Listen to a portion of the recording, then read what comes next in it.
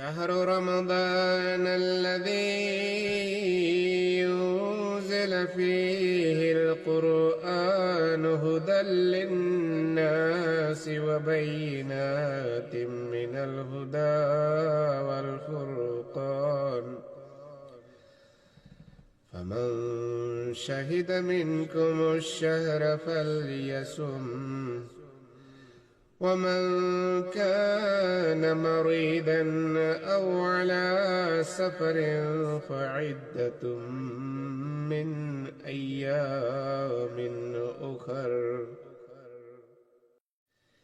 يريد الله بكم اليسر ولا يريد بكم العسر، ولتكملوا العدة ولتكبروا الله على ما هداكم ولعلكم